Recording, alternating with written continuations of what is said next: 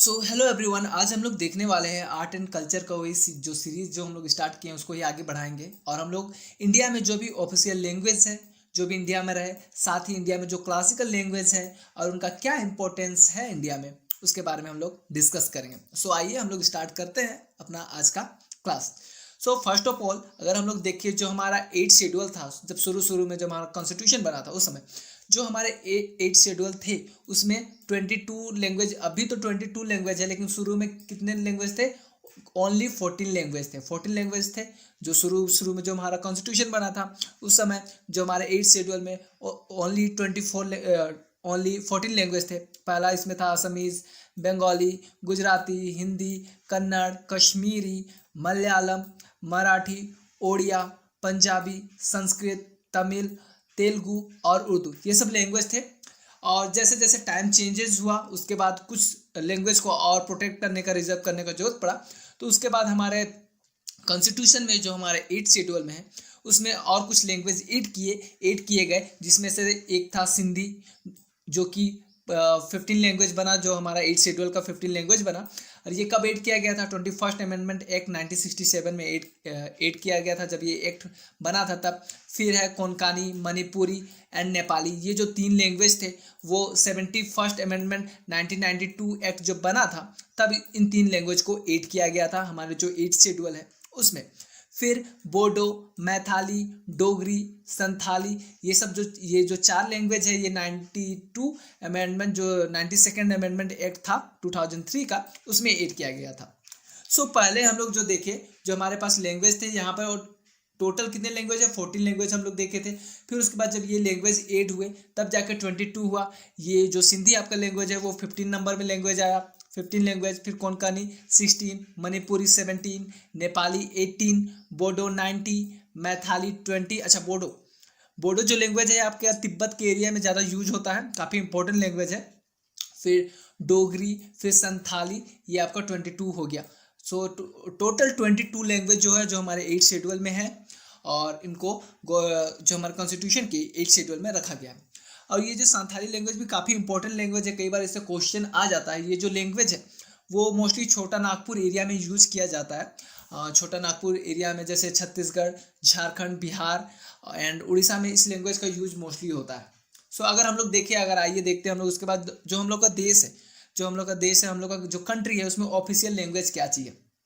तो official language का जो एक्ट आया था वो 1963 में आया था, और 1963 में ये डिक्लेयर किया गया था, क्योंकि जब 1963 से पहले जो भी हम लोग का जो लैंग्वेज था, ऑफिशियल लैंग्वेज था, वो एज ए हिंदी और इंग्लिश में कन्फ्यूजन था। लेकिन तब तक के लिए, कुछ समय के लिए, 15 साल के लिए वो लैंग्वेज इंग्लिश रखा गया था।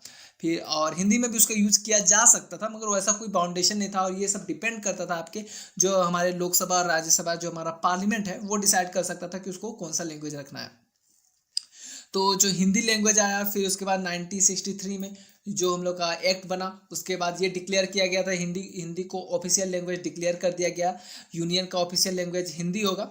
और हिंदी जो होगा, कौन सा हिंदी होगा? जो देवनागरी स्क्रिप्ट में है। हिंदी तो देवनागरी स्क्रिप्ट नहीं होता है। देवनागरी हम लोग आगे वाले जो सीरीज रहेंगे, जो क्लासेस रहेंगे, उसमें हम लोग देवनागरी हर एक स्क्रिप्ट को अलग अलग डिस्कस भी करेंगे। और हाँ, इंग्लिश को भी एज ए सब्सिडरी लैंग्वेज रखा गया है, जो हमारे कॉन्स्टिट्यूशन है उसमें इसको सब्सिडरी लैंग्वेज रखा गया है। और जैसा कि और ये भी है कि जो स्टेट है, स्टेट को कोई ऐसा रुकावट नहीं है कि वो इन्हीं हिंदी और इंग्लिश को ही अपना ऑफिशियल लैंग्वेज बनाए, स्टेट का ऑफिशियल लैंग्वेज बनाए। वो फ्री है कोई भी लैंग्वेज अडॉप्ट करने के लिए, जिसको वो अपना ऑफिशियल लैंग्वेज, स्टेट लैंग्वेज बना सकते हैं। और यहाँ एक चीज़ और इम्पोर्टेंट चीज़ है, no national language of India. India का कोई भी नेशनल लैंग्वेज नहीं है। ये काफ़ी विवाद में भी रहा था अभी हाल में ही, जब हिंदी को नेशनल लैंग्वेज घोषित करने की बात आई थी, तो काफ़ी ज़्यादा विवाद में रहा था ये मुद्दा। तो इंडिया का भी कोई भी ऑफिशियल लैंग्वेज नहीं है, ध्यान रखिएगा। हिंदी जो है वो हमारा नेशनल लैंग्वेज नहीं है। हिंदी हमारा है वो ऑफिशियल लैंग्वेज है। नेशनल लैंग्वेज हम लोग का, हमारे देश का कोई भी नेशनल लैंग्वेज नहीं है। और साथ ही ये भी ध्यान रखने की बात है कि जो हम लोग का जो 22 शेड्यूल में जितने भी लैंग्वेज हैं, उनमें से इंग्लिश उन 22 शेड्यूल्स लैंग्वेज में नहीं है। उसमें से इंग्लिश एग्जिस्ट नहीं करता है उन 22 शेड्यूल्स लैंग्वेज में। और एक खास बात, अगर इंग्लिश की हम लोग देखें तो इंग्लिश 2 स्टेट का ऑफिशियल लैंग्वेज है, स्टेट का लैंग्वेज है, ऑफिशियल लैंग्वेज है। ये कौन कौन सा है? अरुणाचल प्रदेश और नागालैंड। अरुणाचल प्रदेश और नागालैंड में इंग्लिश को as a official language of state रखा गया है। साथ ही अगर हम लोग बात करें क्लासिकल लैंग्वेज, क्लासिकल लैंग्वेज क्या होता है और इसका क्या यूजेस है और इसके लिए क्या इंपॉर्टेंस है, इसके बारे में हम लोग डिस्कस करेंगे। फर्स्ट ऑफ ऑल अगर हम लोग देखें कि क्लासिकल लैंग्वेज को कैटेगराइज क्यों किया गया और इसकी क्राइटेरिया क्या है कोई भी लैंग्वेज को क्लासिकल लैंग्वेज होने के लिए, तो सबसे पहले ये जानना बहुत जरूरी हो जाता है कि हम लोग ने जो क्लासिकल लैंग्वेज को अज्यूम किया है वो किस मेथड पे किया हुआ है, किस बेसिस पे किया हुआ है कि वो एज ए क्लासिकल लैंग्वेज रहेगा। सो फर्स्ट ऑफ ऑल जो इसका पॉइंट है वो होता है हाईली एंटिक्विटी, मतलब कि कहीं ना कहीं जो आपका लैंग्वेज होगा अगर वो लैंग्वेज काफ़ी ज़्यादा साल पुराना है, उसके बहुत सारे अर्ली टेक्स्ट है, बहुत सारे पुराने रिकॉर्ड्स हैं, जो उसके टेक्स्ट है, लेख है, हिस्ट्री के पीरियड में ओवर कब से कब तक 1500 से लेकर 2000 साल आसपास के जो हमारे लेख हैं, जो हमारे टेक्स्ट है, रिकॉर्ड्स हैं, और वो लैंग्वेज काफ़ी पुराना होना चाहिए, तो उसको हम लोग क्लासिकल लैंग्वेज के कैटेगरी में रखते हैं। और जो दूसरा पॉइंट अगर आएगा इसमें, दूसरा पॉइंट भी है इसके लिए, आपको जो लैंग्वेज होना चाहिए वो ओरिजिनल होना चाहिए लैंग्वेज, मतलब कि ऐसा नहीं कि वो लैंग्वेज किसी और लैंग्वेज से बोरोड किया हो, वो लैंग्वेज खुद में ओरिजिनल होना चाहिए, उसका ओरिजिन खुद होना चाहिए, किसी और से वो कुछ लिया ना हो, ऐसा होना चाहिए। और जो थर्ड पॉइंट आएगा उसमें, जो body of ancient literature text which is considered a valuable heritage by generation of speakers, मतलब कि जो आपका जो आपका लैंग्वेज होना चाहिए और उसका जो टेक्स्ट सब होना चाहिए, जो उसका लिटरेचर होना चाहिए, वो एज ए जनरेशन को, उस टाइम के जनरेशन के हिसाब से जो स्पीकर रहेंगे और जो आज के जो स्पीकर्स हैं उनके हिसाब से बहुत ही वैल्यूएबल होना चाहिए, काफ़ी ज़्यादा उसका इंपॉर्टेंस होना चाहिए और बहुत रेयर और हेरिटेज होना चाहिए, तब जाके उसको हम लोग क्लासिकल लैंग्वेज के फॉर्म में रखेंगे। और जो फोर्थ पॉइंट है इसमें, जो लैंग्वेज रहेगा वो डिस्टिंक्ट फ्रॉम मॉडर्न होना चाहिए, जो भी लैंग्वेज रहेगा हमारा, जो क्लासिकल लैंग्वेज रहेगा वो हमारे मॉडर्न लैंग्वेज से अलग होना चाहिए, उसका जो लिटरेचर रहेगा अलग होना चाहिए, उसके जो टेक्स्ट होंगे वो अलग होने चाहिए। फिर अगर हम लोग देखेंगे कि अगर जो हमारा क्लासिकल लैंग्वेज है उसके बेनिफिट्स क्या है, उसको रखने के बेनिफिट्स क्या है, क्यों भाई आखिर हम लोग क्यों क्लासिकल लैंग्वेज रखें, कहीं ना कहीं क्लासिकल लैंग्वेज रखने का ये भी एक मैटर है ना कि बहुत सारे जो भी पुराने टेक्स्ट्स होंगे अगर वो किसी क्लासिकल लैंग्वेज में हैं, जिनका रिकॉर्ड है, तो उनसे हमें बहुत सारी इंफॉर्मेशंस भी मिलती है, बहुत सारी पुरानी बातों का ज्ञान होता है कि उस समय का समाज, उस समय की सोसाइटी, उस समय का साइंस कैसा रहा होगा, इस सब को समझने में भी मदद मिलती है। और साथ ही बहुत सारे नॉलेज को, जो भी शिल्प लेख है, इन सब को समझने में हम लोग को मदद मिलती है। तो अगर इसमें बेनिफिट्स में देखें तो जो अभी हमारा जो क्लासिकल लैंग्वेज को क्या क्या सरकार के द्वारा किया जाता है, तो इसमें 2 मेजर इंटरनेशनल अवार्ड भी मिलते हैं।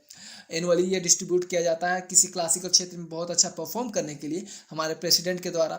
साथ ही एक सेटअप भी हुआ है, centre of excellence for studies in classical language, इसका भी सेटअप किया गया है। साथ ही जो हमारे यूनिवर्सिटीज़ रहते हैं, जो भी सेंट्रल यूनिवर्सिटीज़ रहते हैं, उसमें प्रोफेशनल चेयर इसमें दिए गए हैं, कुछ चेयर्स रहते हैं जो प्रोफेशनल रहते हैं उस लैंग्वेज के लिए स्पेशली। फिर अगर हम लोग देखें जो कौन कौन से लैंग्वेज अब तक जो है वो क्लासिकल लैंग्वेज डिक्लेयर किए गए हैं, तो इसमें से अगर हम लोग देखेंगे क्लासिकल लैंग्वेज जो हमारा तमिल है 2004 में, इसको क्लासिकल लैंग्वेज डिक्लेयर किया गया है। संस्कृत, ये तो आपको पता है बहुत पुराना एंशियंट टाइप का जो लैंग्वेज है, इंडो आर्यन ग्रुप टाइप का टाइम का लैंग्वेज है, ये 2005 में आपको क्लासिकल लैंग्वेज इसको घोषित कर दिया गया था। साथ ही तेलुगु एक लैंग्वेज है, ये भी बहुत पुराना लैंग्वेज इसको माना जाता है, ये 2008 में as a classical language declare किया गया। कन्नड़ा, ये भी 2008 में क्लासिकल लैंग्वेज डिक्लेयर किया गया। मलयालम भी एक इम्पोर्टेंट लैंग्वेज है जो 2013 में आपका क्लासिकल लैंग्वेज डिक्लेयर किया गया और ओडिया आपका 2014 में क्लासिकल लैंग्वेज डिक्लेयर किया गया। देखिए याद रखिएगा जो आपका हिंदी का लैंग्वेज है, ठीक है, हिंदी का जो लैंग्वेज है वो क्लासिकल डिक्लेयर नहीं किया गया है, और इसको डिक्लेयर नहीं करने का रीज़न ये भी है क्योंकि हिंदी कहीं ना कहीं यहाँ इसका ओरिजिन कहीं ना कहीं संस्कृत टाइम से हुआ है, और संस्कृत जो कि ब्रह्मी स्क्रिप्ट में हुआ करता था, ठीक है, तो इसलिए इसको भी क्लासिकल लैंग्वेज डिक्लेयर नहीं किया गया है। और संस्कृत एक काफ़ी एंशियंट टाइम से चला आ रहा है, इसलिए उसको क्लासिकल लैंग्वेज डिक्लेयर किया गया है।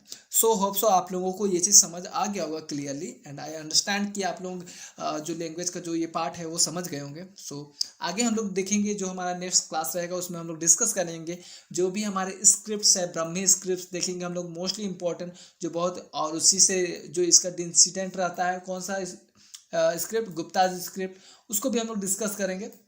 साथ ही अशोकास के जो रॉक्स एडिक्ट्स हैं, उसमें जो लैंग्वेज में लिखा गया है, जो स्क्रिप्ट में लिखा गया है, उसको भी हम लोग डीप में थोड़ा चर्चा करेंगे. So thank you guys, I hope so you understand and have a good day. Bye bye.